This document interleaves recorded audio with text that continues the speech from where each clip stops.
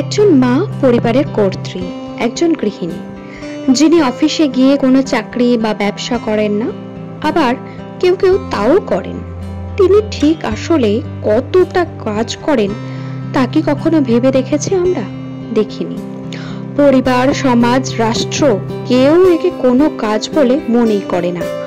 আসলে যে কাজের কোনো আর্থিক মূল্য নেই তাকে তো অর্থনীতির ভাষায় ও সমাজে কাজের মর্যাদাই দেওয়া হয় না।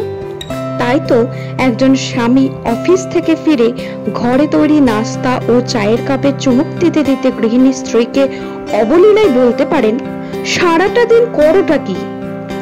একটি ছোট বাচ্চাকেও জিজ্ঞাসা করলে সে কোনো কিছু না ভেবেই বলে দেবে যে আমার মা কিচ্ছু করে না।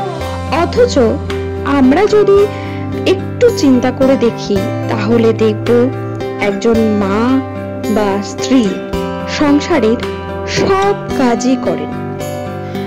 ঘুম থেকে ওঠার পর তার দেহঘড়ি চলতে শুরু করে, বাচ্চাকে ঘুম থেকে উঠিয়ে তৈরি করা, স্বামীর টিফিন বানানো, সকালের নাস্তা, দুপুরের খাবার তৈরি ও তার সাথে পরিবেশনও করা।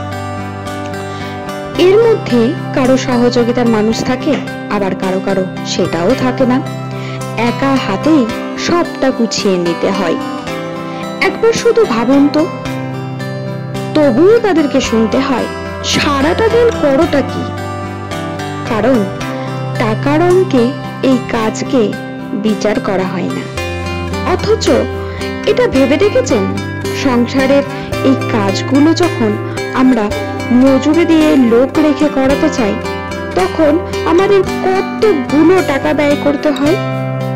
তাহলে তো সংসারে আয়ের থেকে ব্যয় বহুগুণে বেড়ে যায়, ঠিক তাই কি নয়?